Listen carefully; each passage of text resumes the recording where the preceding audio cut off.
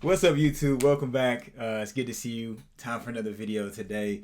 It's Murder Mystery Monday. We about to get into it. I'm feeling good. I'm a little energized, so we're good to go. Oh, you energized too.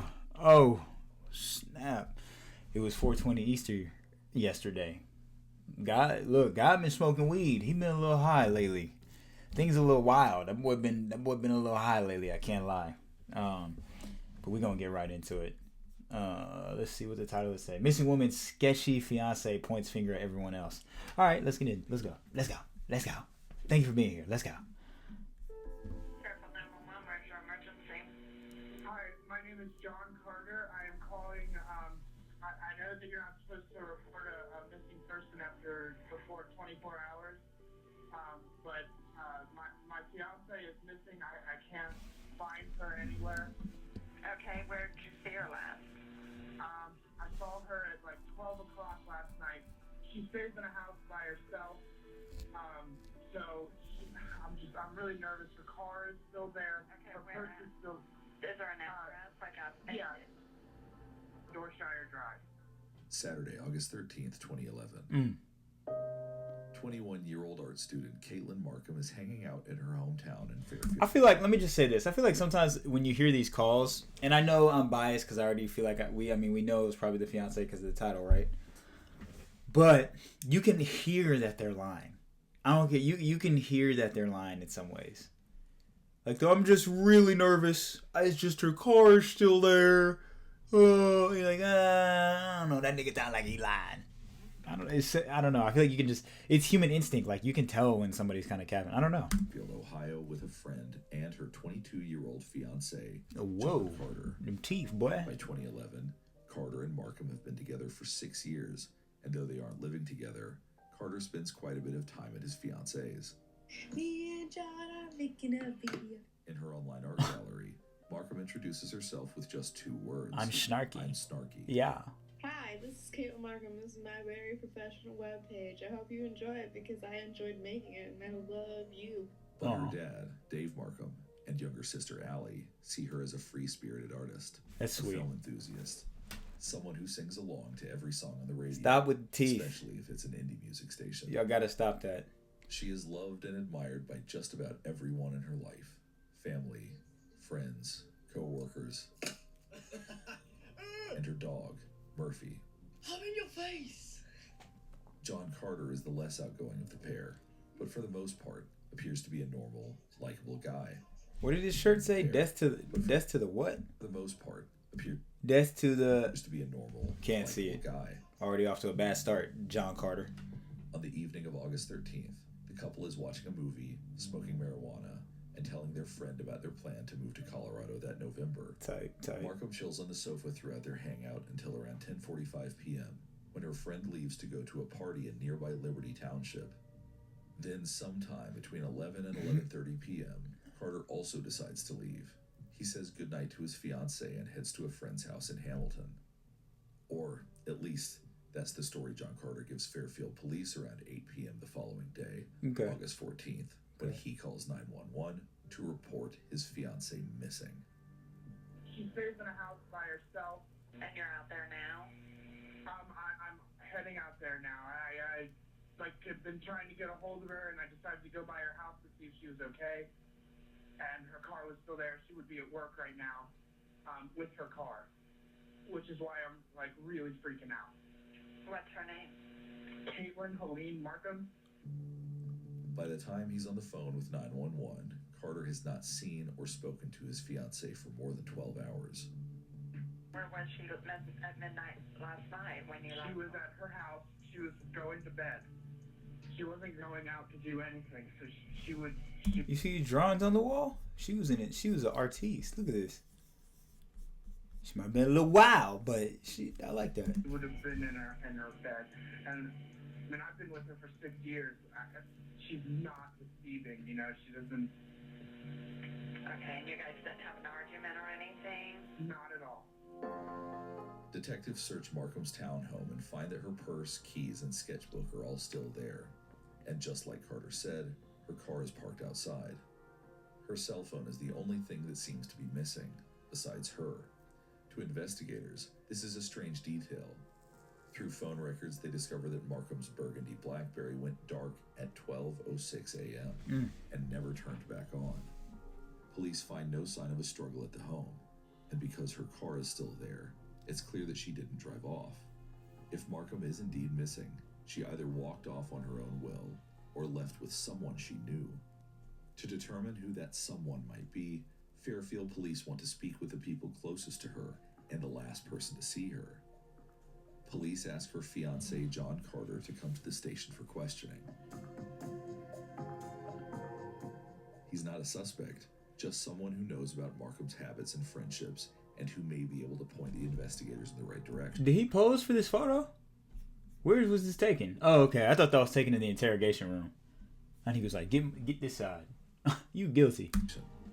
But when he arrives at the station, police notice something suspicious. Oh, that's why they took it. It was at the station. I want to take pictures. Like I said, we keep asking about those. It's just precautionary type. I believe you that it's from shaving. There are several red scratch marks running vertically down the left side of Carter's neck. Alright, nigga. Yeah. That's what shave marks look like, by the way. Immediately you cooked. Why did you go? I mean, they called you in, but you cooked. Tap out. He tells Fairfield police that the scratches are from an electric razor. But detectives aren't so sure. They ask Carter if he's willing to take a voice stress analyzer test, and he agrees. Is your name John Carter? Yes. Is today Monday? Yes. Do you know information pertaining to the current whereabouts of Katelyn Markham? No. Did you cause the disappearance of Katelyn Markham? No.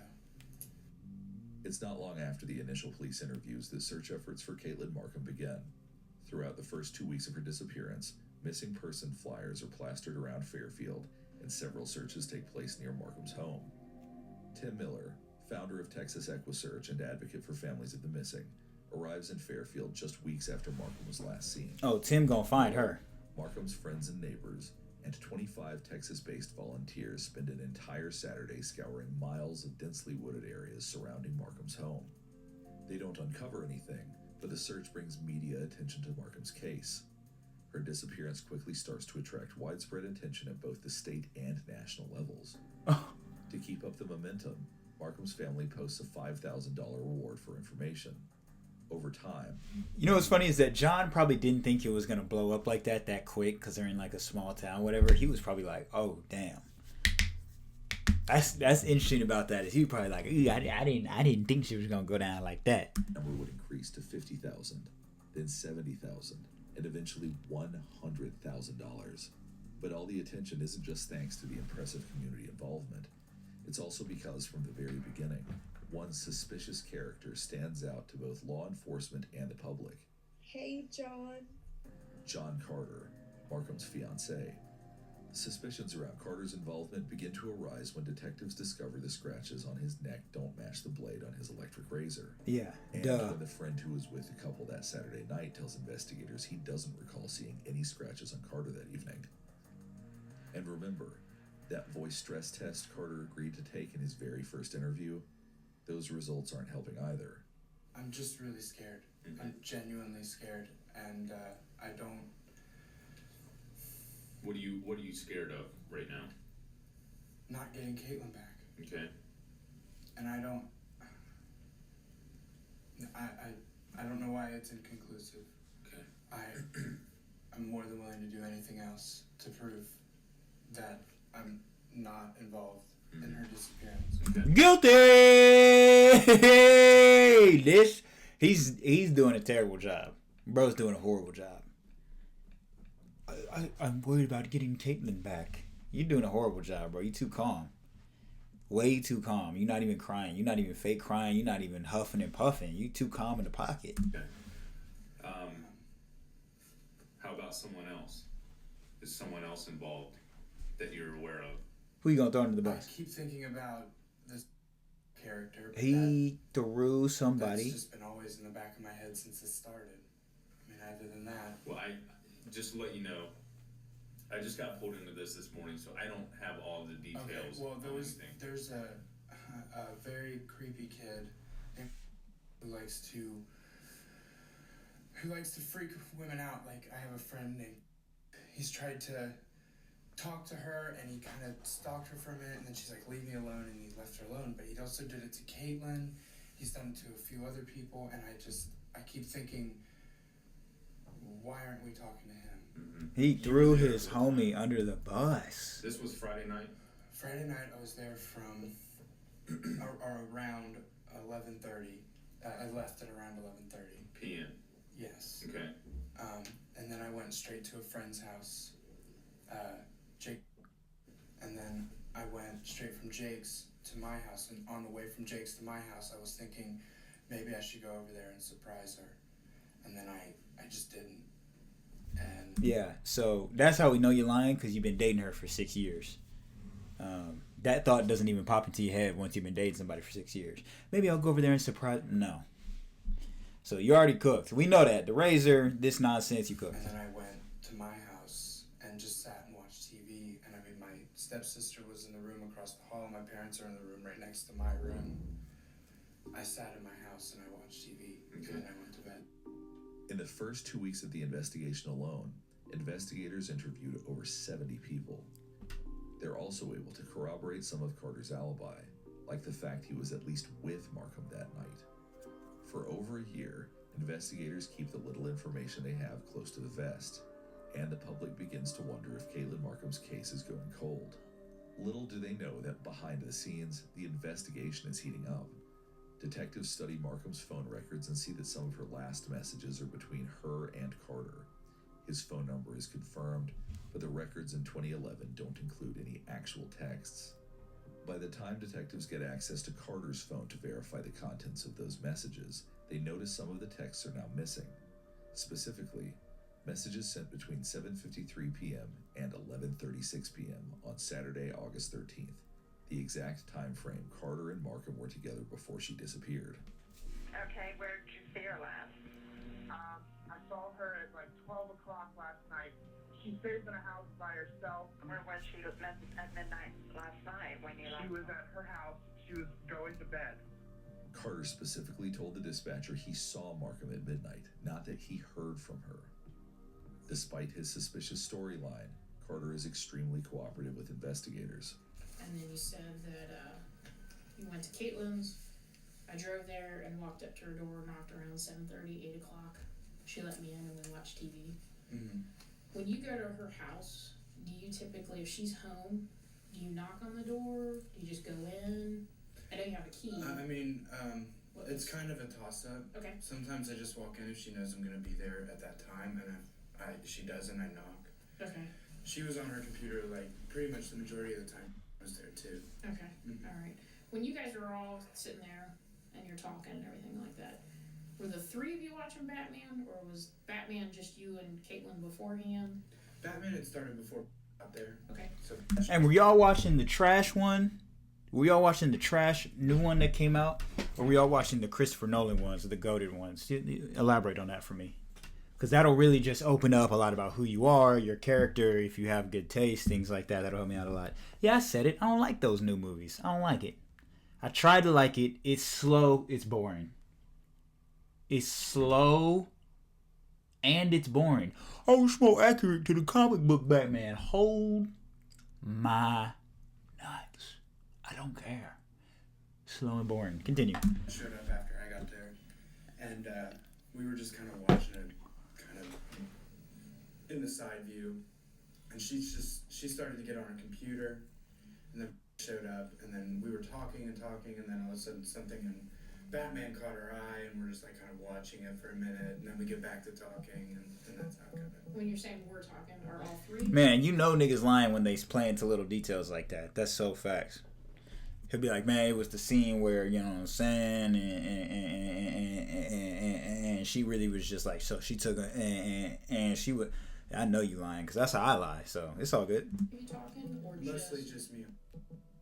If it's true he arrived at Markham's townhome between 7:30 and 8 p.m., detectives find it strange that the couple was still messaging at 7:53 p.m., especially because he states he was mostly talking to their friend. The last text sent from Markham's phone at 11:36 p.m. isn't lining up with what Carter says happened later either. you are driving to Jake's house. Mm-hmm.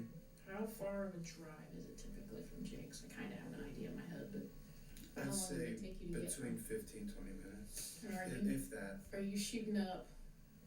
The way I go is Yeah. I take River, and then I get onto what's that road? Right off the river, literally. And then I go on to 2nd Street. I Okay. take 2nd Street all the way down to Race towards the end. Okay, so if we're guessing about how long did that take, do you think, to get there?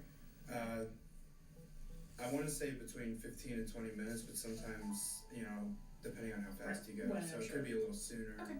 Okay. While you're driving, Details. are you texting? Are you talking? Um, What are you thinking about? What's going on with you? You got 15, 20 minutes. I know I zone out. I Listen to music. I just was listening to music. I didn't have any text messages, I don't think. I don't really remember specifically the drive. Okay, but nothing that, like I said, nothing that's sticking out, and nothing that you're No, because having any kind of after I had burnt the documents, I had texted Katelyn they're burned, and that was, as far as I can remember, the first text message of the night since I left Katelyn. Carter claims his fiance asked him to burn a bag of perp. Yo.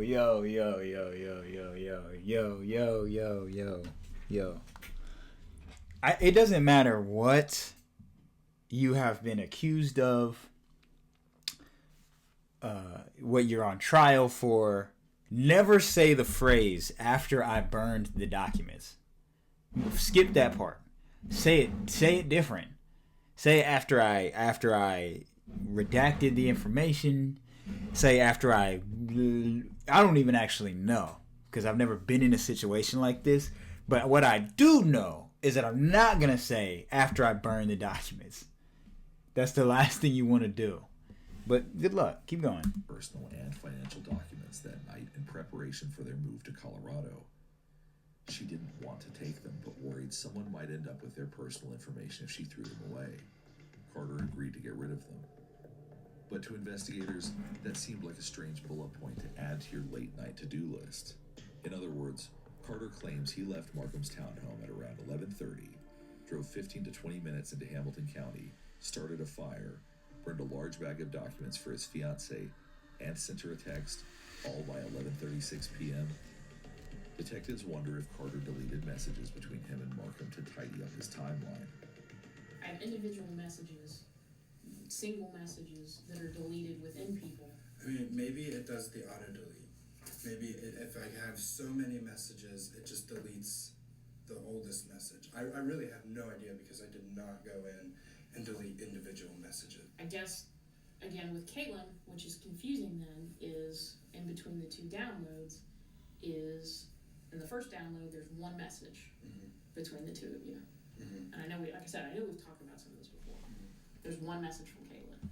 But then when we download it again, it's gone. That whole one message is gone.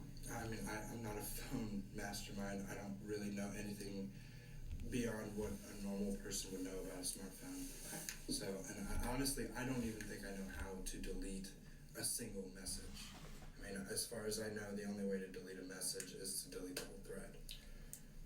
I've never gone through and deleted individual messages. I don't know. John, what's really important about this is that you don't really delete anything before or after, but during the time period, you delete a whole bunch of stuff. I don't know. I really don't. I'm sorry. I mean, if I did not. I had nothing to hide from either one of you. I told you about all the drugs. I told you about all the things that I did. So deleting anything did not matter to me. I wasn't deleting anything individually. I wasn't deleting anything on purpose or whatever. I don't know how that occurred. I don't understand it myself. I promise.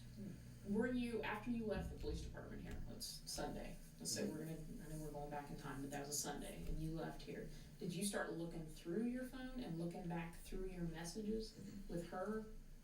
Anything like that? I mean, I looked at them occasionally, after the fact, of course. I wanted to see our conversations and things like that, but, a lot of times it just made me cry. And all I did was, So you didn't cry on the phone call in the interrogation room when you're reaching out about her being missing, and once you know she's dead, I guess. But you cry about reading the text. Sounds like a lot of oop-la. That's what I'm saying. Read them and Sounds like a lot of. sad, and you know, a lot of time. I mean, most of the time I just spent in my room being sad and crying. Not one thing this guy says is truthful. It like even sounds truthful. Not one thing he says even sounds truthful. I just want that As documented. sad as Carter says he was, he doesn't seem to show any emotion in front of investigators. And he still can't explain the missing messages. But without a confession or physical evidence, investigators are at somewhat of a standstill. Until April of 2013, about 20 miles west of Markham's townhome in Fairfield, an Indiana man is searching for scrap metal in a wooded area near Big Cedar Creek when he stumbles upon something he'll never forget: a human jawbone. After a little looking around, the man realizes he's not looking at one bone, but nearly an entire skeleton, including a human skull wrapped inside a plastic grocery bag. Other than a few clumps of brown hair, he can tell the remains are completely decomposed. He calls law enforcement, and a team of investigators are able to recover 95% of the body. But whose body is it? The remains are found in Cedar Grove, Indiana, a town 0.2 of a mile wide. It had a population of fewer than 160 people in 2012. If someone local was missing, surely the police would know about it. But no one was missing in Cedar Grove. All I'm saying is they definitely identified her from those teeth. Hey, look, they identified her from the teeth. They found the skull and the head and the jawbone that was put together. It's like they saw that one extra tooth sticking out. They're like, "Ooh, John, we found a body, John. It's not looking good, John." That leaves investigators to try to connect the remains to missing people in surrounding areas, like Fairfield. After just a few days, the skeletal remains are confirmed to belong to almost 22-year-old Katelyn Markham. Yeah, I ain't taking. Even with this new discovery, the case is far from open and shut. The fact that the remains are discovered across state lines makes the investigation all the more difficult. I mean, sorry. Bones are passed back and forth for testing between Hamilton County, Ohio, and where they were discovered in Franklin County, Indiana. Other evidence, like items found in Katelyn's home, is held by Fairfield police. The coroner quickly rules Markham's death a homicide, but her family, friends, and the public wouldn't learn the details for some time. Not until someone comes clean about what really happened the weekend Katelyn Markham disappeared. You didn't spend the night with her on Friday night? I don't think so. And then Saturday, tell me. I don't remember if it was Friday or Saturday night that we Okay. went there. Well, thank you. If it was Saturday, then that is the night that she went missing. I'm pretty sure then it was Friday. Okay. So then Saturday night.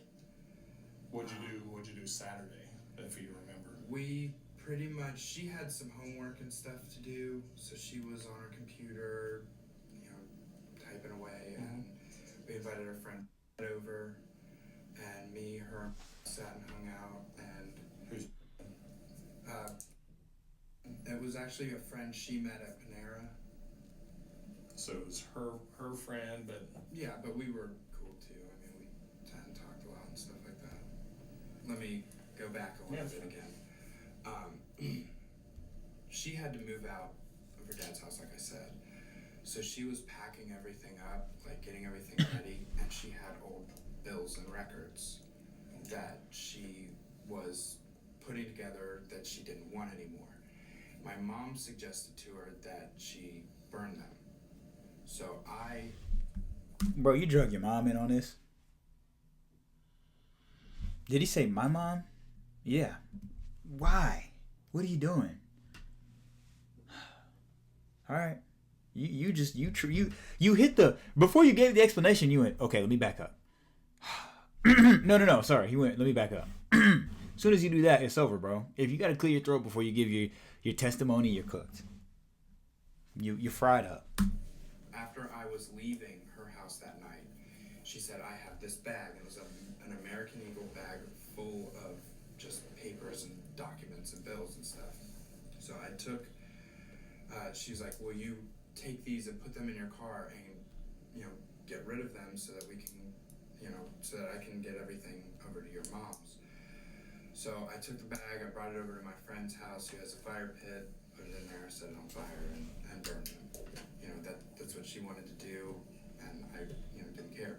After that was done, I just went back inside, hung out with my friends for a while, a couple hours. It was probably there late, like early morning, like 2, 3, 4, somewhere around there. No, it was probably like 12, 1, 2. Okay. I went home after my friends. I watched some TV, which was like on my computer.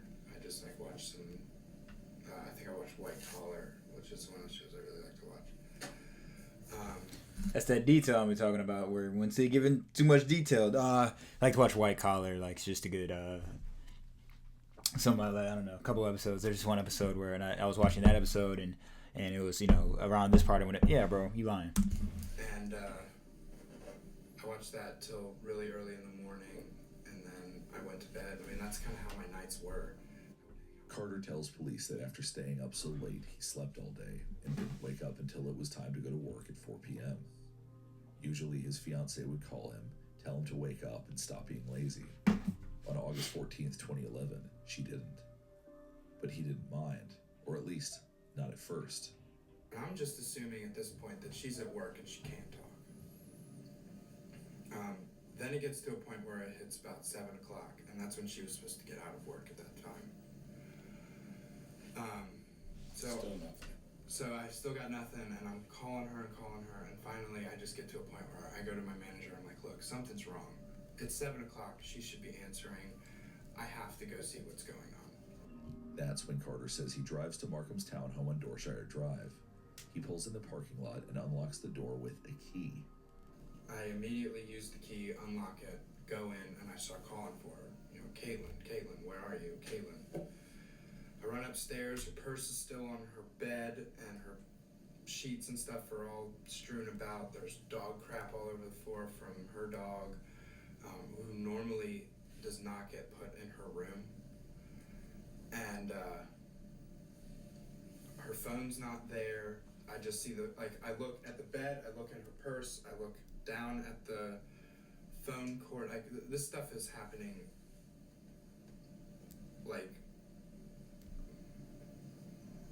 I'm hyper aware, because I'm where am I? What? Despite Carter's insistence that everything was fine leading up to his fiance's disappearance, investigators have received conflicting statements from people close to Markham.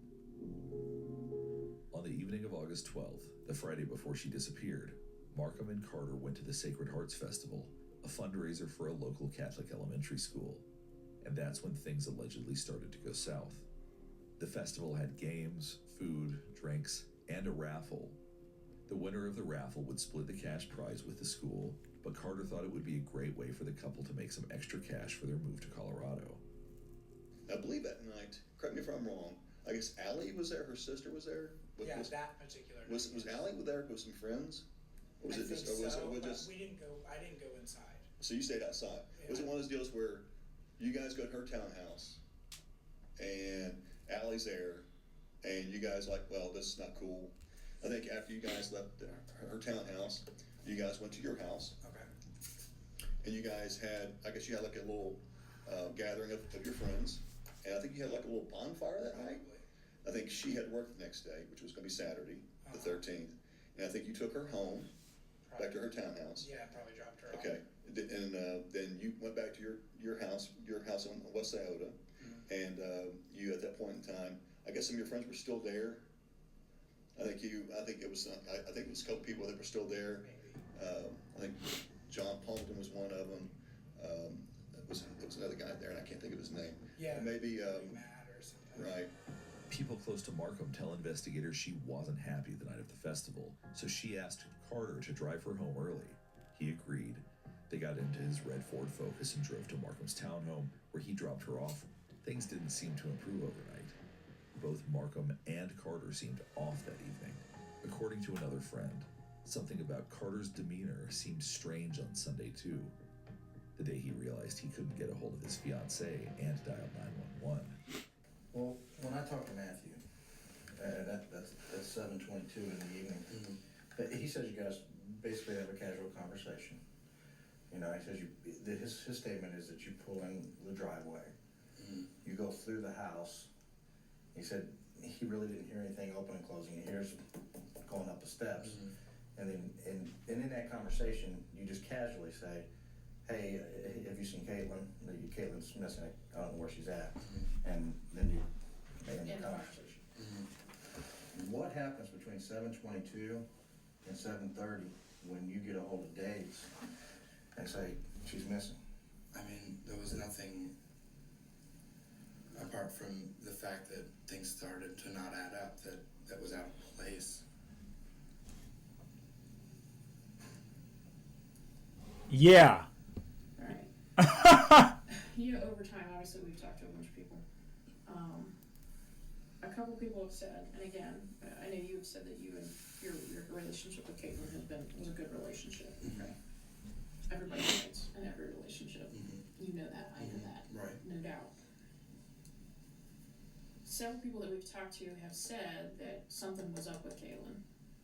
That last week, up until saying that night, that both of you seemed a little off even. But not. And she was stressed because of school, and when she got stressed, she was distant. Things like but that. from what everybody else is saying and what they're telling us is that she had something a whole lot deeper on her mind than just finals. I mean, how can anyone really know that? In fact, investigators have heard from several of Markham's friends that her relationship with Carter had been rocky, and for much longer than just the weekend of her disappearance. One friend tells law enforcement that Markham reportedly expressed feeling trapped in her engagement for 3 to 6 months before she went missing. Jeez. If she was forthcoming with you about problems she had with you, then why would she tell these other people if she had problems and not say anything to I you? don't know. That's on her. It's a question for her. I really don't know. A question for her, but Markham isn't here for investigators to ask. Her friends say she was deeply bothered by Carter's habitual drug use and the amount of pornography that he watched. Did she know you looked at porn? That's like I should have seen that coming. Obviously, he's a demon in the sheets. He's got that look, you know. And he was on some, he was watching some stuff. He was watching that stuff. Yeah. When I first got my... Princess Leia gets saved by Luke Skywalker and is really thankful. Part 2. That's his shit. When I had it before it got stolen, she found my porn. This is the first time she ever found out that I looked at porn. She found my porn and apparently watched it with one of her friends for a little while and laughed at it and all that stuff. And I was like, she's going to be mad at me, blah, blah, blah. She's like, I don't really care. You know, if you got to deal with that, deal with it. And I guess to her it was like, you know, it was a means to an end. Markham's close friends disagree. They tell investigators that Markham did care, especially when Carter began asking her to perform sexual acts that made her feel uncomfortable. And as investigators would later find out, Carter didn't just look at porn. He regularly spent hours on various sites and developed what appeared to be a serious habit. Now that time has gone on. Oh yeah, boy, dangerous. If you were in my shoes, what would you consider, or what would you have thought happened to her? If you had to come up with something or ideas of what do you think happened? What do you think happened to Katelyn?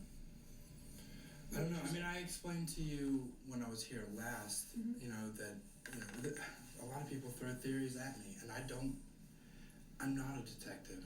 I don't know. I don't have resources to, you know, search people, and I don't have the ability to do any of that. So, is there anybody that's sticking out though that you're like, boy, that person right there is really kind of? I know we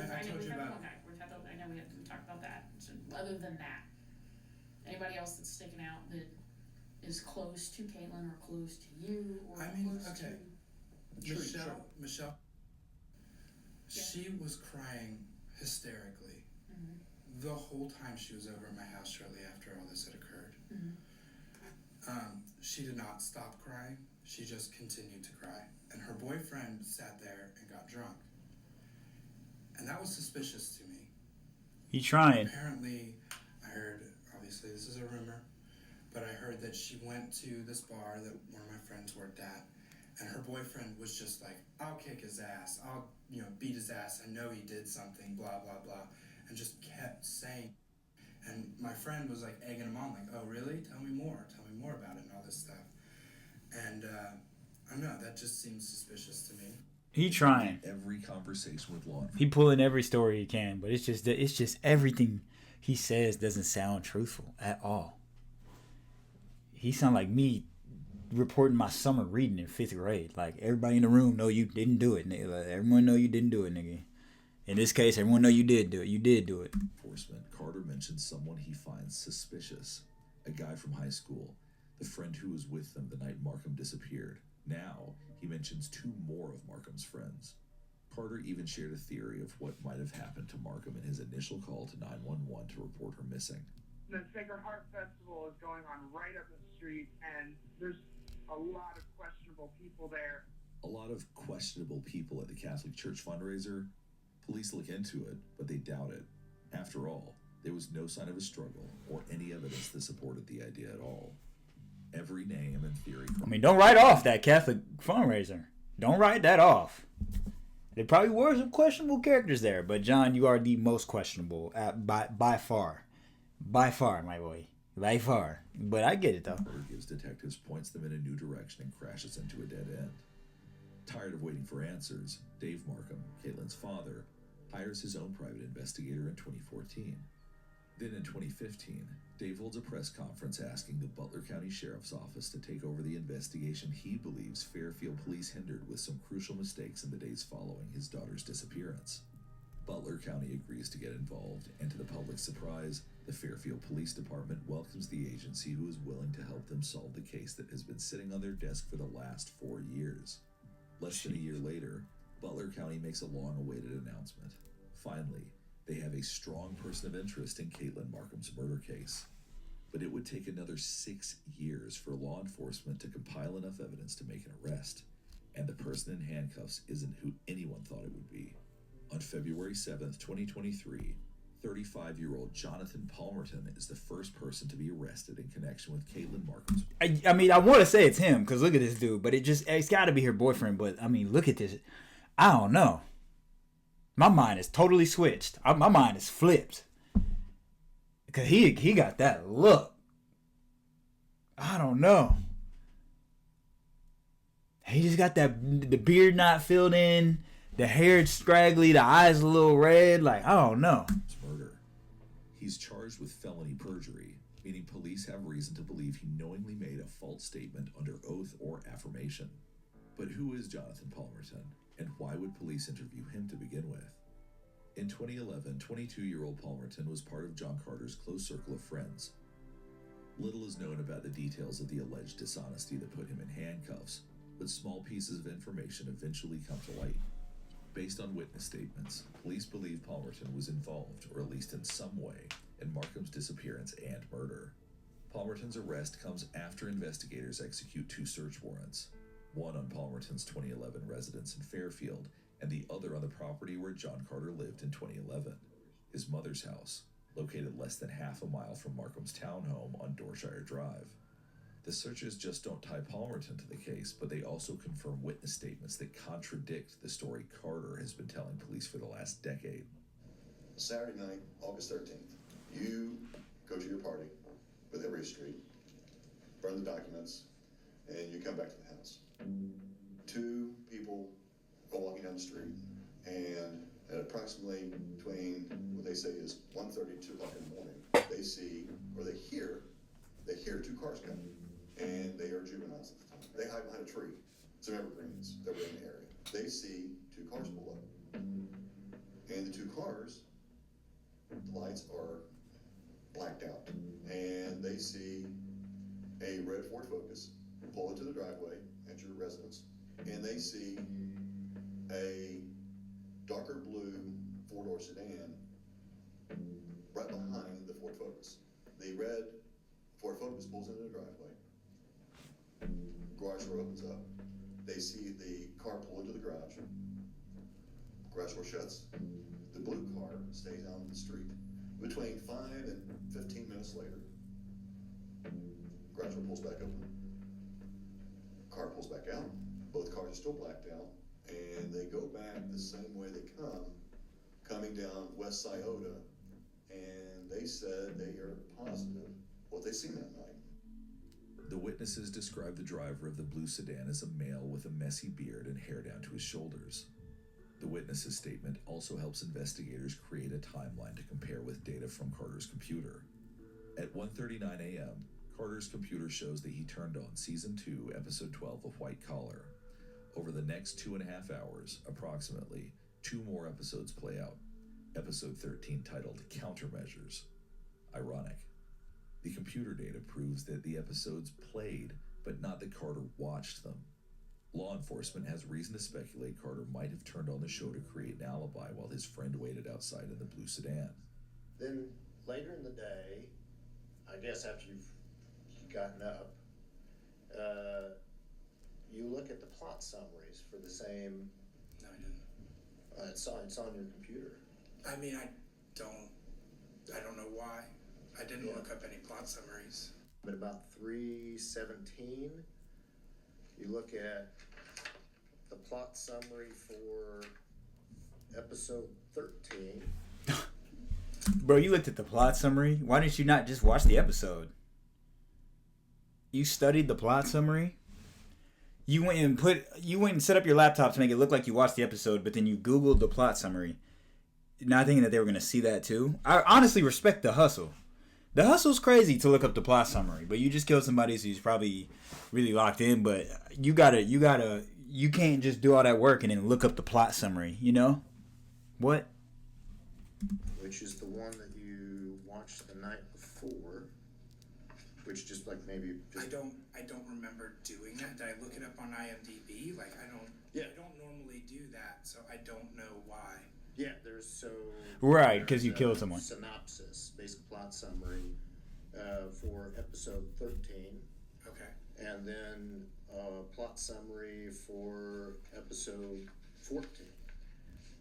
Your computer shows. He's literally like, these niggas know I looked up the plot summary. He didn't know tech was like that, because this is right when we were getting into the Snowden era. We didn't know we were being watched like that, but he's one of the first victims of that. He's like, they know I looked up the plot summary? Oh, Lord. Them niggas got me. Activity at about, 1:39, 1:40, and then you watch some episodes of White Collar, okay? And you told me they're about 45 minutes apiece, okay? So you can see there's like time gaps between here. And then there's like a break in activity, and then again, yes, like you said, there's porn. I mean, whenever you got up, there's Probably porn. looked at porn or whatever. There's Yeah. porn. And then sprinkled in there are like these plot summaries. He went plot summary porn, white collar episode, plot summary porn, plot summary, back to the porn, plot summary. He spaced his day out. He had variety. Carter's mom's house also leads detectives to a paper trail that solidifies John Carter as number 1 on their list of suspects. In the basement, investigators find boxes containing Markham's portfolios and sketchbooks, a mug filled with love letters, and 2 things belonging to Carter: a black notebook and a red folder marked Climax Poems. Oh, God. I slit your wrists with a key to your heart. I know I will bury the body in the backyard. No, I'll bury it under the trailer and wait until the grass grows over it and leave before anyone reports it missing. Yes, that's a great idea. In a shed outside, police discover a roll of landscaping material similar to the He plastic. just one of them freak niggas, bro. I knew it. He just has the look. I knew it. It's like those dudes who work at GameStop. But on the low, they just demons. Freak, like, on that, wrapped around some of Markham's skeletal remains. None of what investigators find looks good for John Carter, especially when they begin to learn more about someone Carter doesn't mention in police interviews: his dad. Investigators learn that Carter's dad owns a property on Kokomo Hill Road in Laurel, Indiana, about an hour west of Markham's townhome in Fairfield. Investigators drop pins in each location to take a look at the route from Katelyn's townhome to Carter's dad's property. Right about the halfway point between Laurel and Fairfield, they see a name of a very small, very familiar town, Cedar Grove, Indiana, where Katelyn Markham's remains were found in 2013. I've taken a few people out there. I've taken Matt, Jeff, almost everyone. Different times. But, to tell you the truth, like I said, I pretty much always used to map because it was always confusing. It was always confusing to drive through Indiana. But I also would just use my dad's directions at the same time. Sometimes if I remembered it, because he would drive out there, and then I'd be like, oh yeah, I went out there not that long ago, I can remember. But for the most part, yeah, didn't really go out there that often. It's like, especially by myself. It doesn't seem that there would be a lot of possibilities of this type of crime, you know. Outside of like immediate friends, is that outside of a small group of people, and then the body is found in Indiana. That doesn't seem like that would be some random person or random crime. It's quite the coincidence then that in 12 years of communicating with investigators, Carter has never mentioned that the road where his fiance's remains were found is located along the route to his dad's property. It would be right there on the map he claims to have used. Cell tower data gives detectives even more reason to believe Carter was headed towards his dad's property the night Markham went missing. They also suspect Katelyn Markham and Carter's friend John Palmerton may have gone with him, but only 2 of the 3 returned to Fairfield that night. Investigators may not have physical evidence placing Carter in Cedar Grove, but they think they finally have enough circumstantial evidence to bring the case to a grand jury. On March 22nd, 2023, 11 years, 7 months, and 11 days. 11 years! Last seen. Jeez. The world sees John Carter the way many have always pictured him, in handcuffs. You're welcome, sir. I really appreciate it. Happy to help.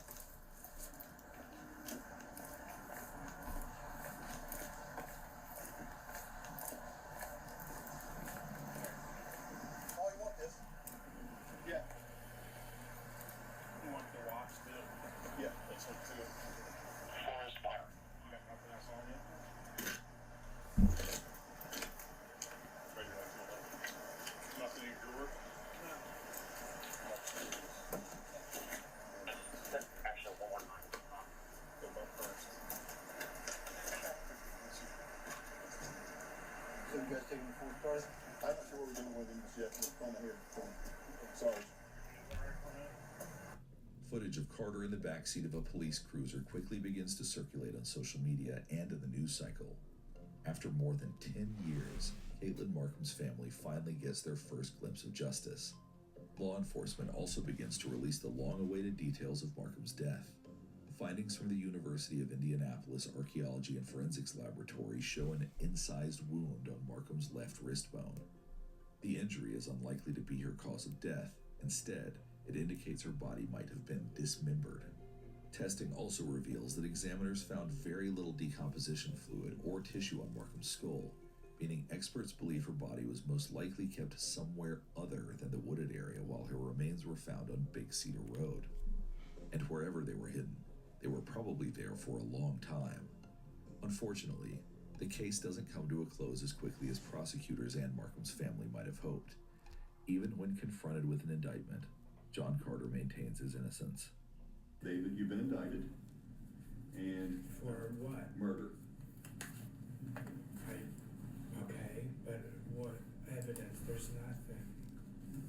You're thinking of, there's evidence that's got to be fingerprints. No, there's things called circumstantial evidence. Okay. And there's a lot of, you've already talked about the circumstantial evidence. The red flags, that's circumstantial evidence. Okay, but I have nothing to do with her death or disappearance or any of that. So That being said, okay, I'm listening. we are at the point in time now to where this is where you need to come clean with what everything happened that night, because here's the thing, dude, I'm telling you, the whole stories that you've been giving, the inconsistent stories you've been giving them, being the police department, the media, and everybody else since 2011, has come to a point now to where no one's believing the story. Okay, the whole story about the unknown suspect or individual who was at the festival following you and Katelyn to her house. No one's believing that. Okay. They didn't believe it when you first came out with it. Okay, but that was just like a thought. I mean, like you asked me my theories and I gave you my thought, but I don't. You told no one asked you that question. That's the question you gave to the 911 operator day one. Okay. Okay.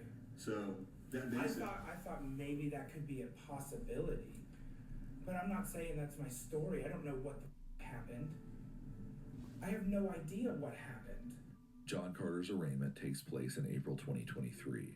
Despite the overwhelming evidence against him, he enters a not guilty plea. Oh! Shortly after his indictment, Carter is able to post his $1 million bond and walks free again. Also in April, John Palmerton is released on a $50,000 bond. He's ordered to wear a GPS ankle monitor and report to the court weekly until his court date. Eventually, the court date is canceled and charges against Palmerton are dropped. Just weeks before Carter's trial is set to take place, the prosecution comes forward with shocking news. They agree to drop the murder charge if Carter pleads guilty to the lesser crime of involuntary manslaughter. After striking a deal with the prosecution, Carter changes his plea to guilty and admits going with Jonathan Palmerton and Katelyn Markham to his dad's property on Kokomo Road on the night of August 13th, 2011. In July 2024, a judge gives John Carter the maximum sentence allowed under Ohio law, 3 years in prison. Whoa. He's since been transferred from the Butler County Jail to the Ohio Correctional Reception Center. His expected release date is July 4th, 2027. He will be 39 years old. Yo, that is crazy. I did not think it was going to end that way. That is crazy. I did not think it was going to end that way. They really are going to let this bro go? They let both of them go. Oh my God. I did not think it was going to end that way. He was lying. I don't know. I mean, oh my God.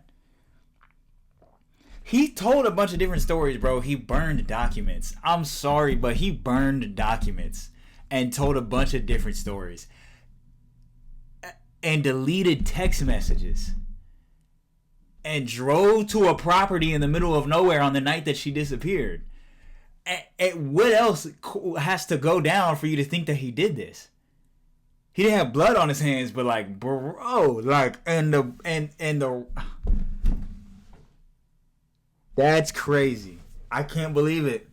Now he's gonna go back to working at GameStop until the end of his days. Wow. Wow. Okay. All right. Wow. All right. They got away. Wow. Anyways, y'all, I'm tripping. Okay. Yeah. Thank you for being here. That was crazy. Murder Mystery Monday. They gonna let these niggas walk? All right. I hope y'all enjoyed it. Yeah, I'll see you back here next time. That's great. All right. Appreciate y'all. Bye.